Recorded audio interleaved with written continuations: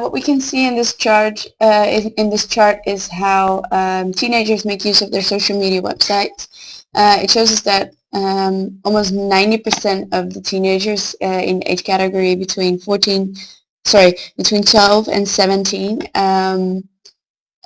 is using Twitter, Facebook, or other social media platforms. And some examples we found online, to start off with Twitter, is if we look, if we type in tanning, then it shows us that tanning is a very important, has a very important role in the life of a teenager. It says here, tanning before prom, I need to tan before prom, I should be outside tanning, I'm addicted to tanning.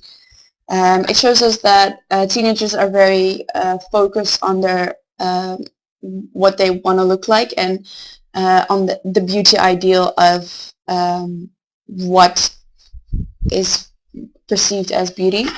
Another social media platform that has some severe influence on the teenagers is, for instance, WeHearted. If you would type in, let's say, summer tan, then again, endless pages will pop up. In this case, as you can see down here, more than 7,000 pages will pop up with endless pictures of tan girls, long hair, what a beauty ideal that is being created by what people should look like.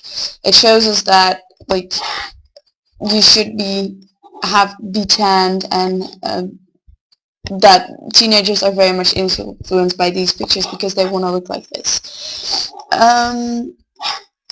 Same goes for Pinterest. If you would type in the same here, summer tan, again, endless pages will pop up with pictures that have such an influence on the teenagers. The perfect tan, what is the perfect tan, and why you should have it to contribute to that beauty ideal.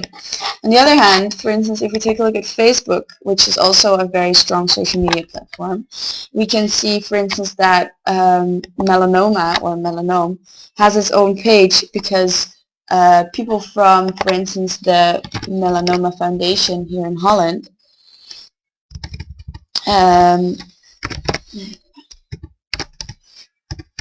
if you take a look, there you go. Stichting Melanome, which is the Dutch Melanoma Foundation, has started its own Facebook page because their usual website shows that they have started campaigns which which didn't have enough influence. So they noticed that especially teenagers are so active on platforms such as Facebook, and they have try to get to these teenagers through social media websites. Another example is the American Melanoma Foundation, and actually I don't have an example here, but they actually make use of a lot of blogs, which has a good influence on the teenagers, which can actually be found back and reported back to on Pinterest. So there's a link between the bloggers and what teenagers see as do's and don'ts, for instance, of tanning, because these three pictures up here show us that you can tan, like down here, but you should do it responsibly with using this is the infinity sign, making use of sunscreen wherever you go.